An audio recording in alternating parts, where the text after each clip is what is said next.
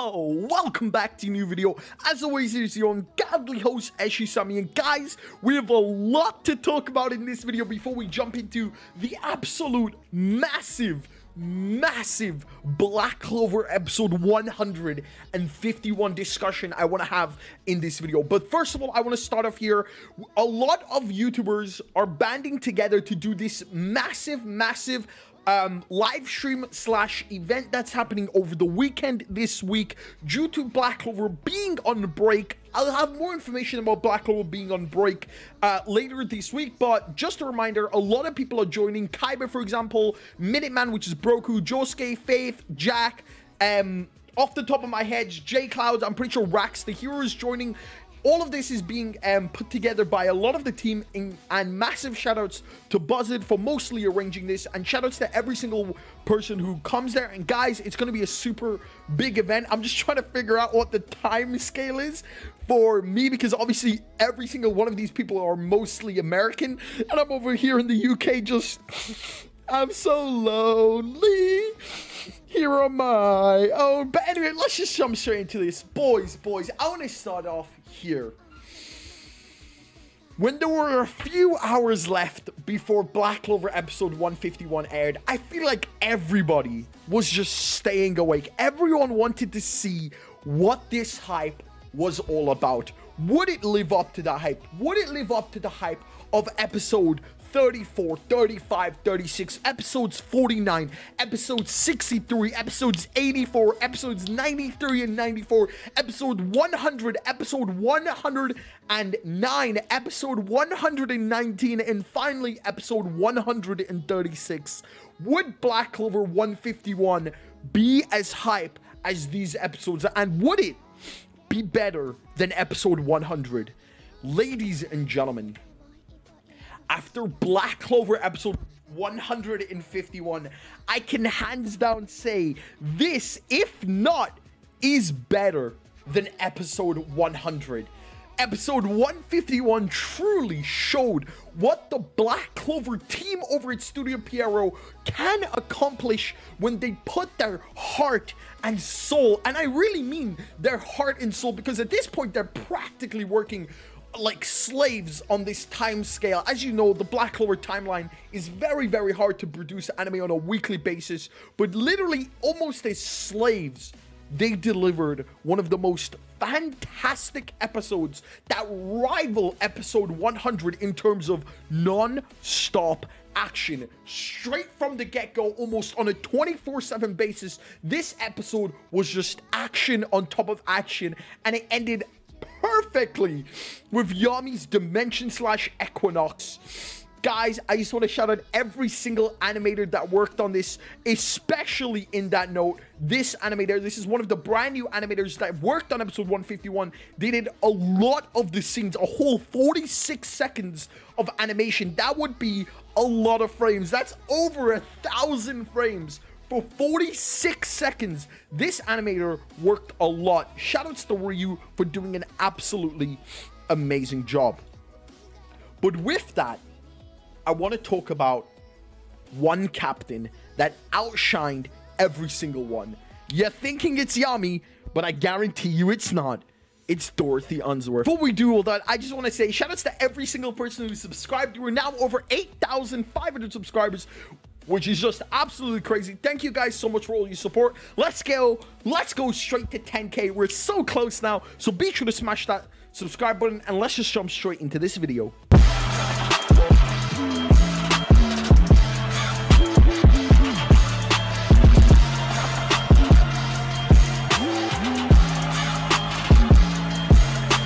Jumping straight in this video, everybody is talking about almost every single captain. How William Vengeance showed us that he's not weak. How Nozel was practically solo carrying the team. How Kaiser is a lot stronger than he originally seemed. How Fuegoleon is an absolute mad lad. How Charlotte played perfectly in the defense.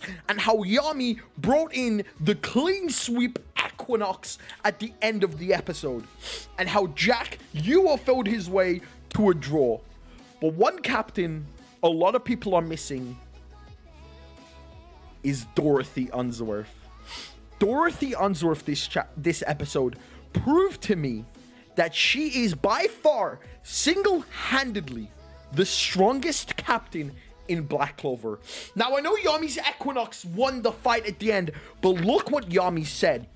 Yami, I quote, said, "I can only do this because you have never seen this ability." And it's true. The first time Yami used Dimension Slash, it was in the Underwater Temple, and now the second time he used Dimension Slash was Equinox Dimension Slash that was in the Elf arc. Both times Dorothy was missing, which means Dorothy was unable to see Equinox coming, so she had no way to counter it in the short amount of time she saw it, but she still dodged it. Not only that, ladies and gentlemen, this episode confirmed that Dorothy once again can copy people. She can straight up clone people. It also confirmed that the clones are weaker than the original Yami, but even though the clones are weaker, she has an endless supply of clones. On top of that, I just want to point out to every single one of you, Dorothy was holding back. She could clone Nozel, she could clone Fuegoleon, she could clone Julius, and theoretically, we have seen Asta cloned before with Goshi's clones, and anti-magic can be cloned, but it cannot be copied. So there is a very high chance that Dorothy can actually clone Asta's anti-magic abilities. Now, time skip, oh my god, would you imagine if she could clone like 100 time skip Astas? Dorothy is untouchable. This episode also showed us Dorothy's speed. Now, of course, this episode is somewhat quote-unquote filler. It was kind of confirmed that this episode is being supervised by Tabata. From 151 onwards, it is quote-unquote anime canon training arc for the 6 months time skip. Everything before 151 all the way up to 129 was filler. So hopefully from 151 onwards, all the rest of the episodes can be somewhat canon. But ladies and gentlemen, I feel like the queen this episode, the one that took the cake, was Dorothy Unsworth. Now I do want to talk about a few weaknesses. Obviously, Dorothy is in another dimension. So a Dimension Slash can actually cut through her dimension like he did with Equinox, Yami did. But if she has seen that ability now, she has the next time, she could potentially come up with a counter. On top of that, one of Dorothy's major weaknesses, which we saw this episode, is the fact that she has to see the person use this ability or see that ability. When Yami tried to make Dorothy make fish, ramen, and vodka, she couldn't because she has never seen these things. Meaning if someone were to surpass the limits and come up with a brand new spell, Dorothy would be screwed, which we saw Yami use Equinox. Another big weakness is that they are in another dimension in Glamour World, which means theoretically Xenon and Finral can teleport out of that. She could make her own exit, obviously we've seen that, but Finral and Xenon both have teleportation spells, so they can teleport straight out of it. So that would make her significantly weaker.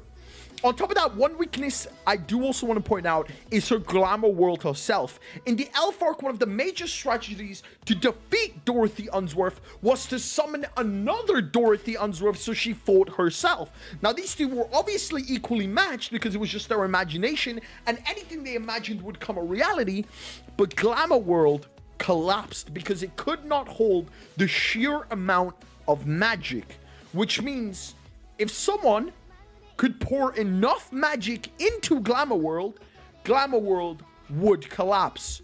But let's go by quickly on a 1v1 basis. Nozel versus Dorothy. Nozel has absolutely no chance of victory. Fuegoleon versus Dorothy. Fuegoleon's only chance of victory is to overwhelm Glamour World, and I don't think he has that much magic. Dorothy versus Julius. All she has to do is make 100 Juliuses, and eventually Julius would tire out. Dorothy versus Yami. Now that she has seen Equinox, I feel like she can prepare for it. Now, one interesting matchup that I do want to see, and I was kind of hoping to see since it was actually originally in Black Clover opening 12, was Dorothy versus Jack. Could Jack potentially cut through Glamour World? His weapons, as the more he cuts, become more durable to that resistance. So could Jack cut a path through Glamour World? Now, in no way, shape, or form do I think Dorothy would even give him a chance, but I want to see Dorothy in the manga now. In the manga, we've seen her. She was at the captain's meeting with Noct, but I don't want to go too much into the manga this video because this is more of an anime episode, and the anime episode I know was filler, but nonetheless, Black Clover episode 151 delivered one of the best episodes we have ever seen from Black Clover. It also brought me calm and belief that the Spade arc will be done to absolute greatness. I cannot wait for the Black Clover anime to continue with its canon episodes. It is going to be fantastic. If you enjoyed this video, definitely leave a like, comment, and subscribe. My name is Shimi, as always. Peace.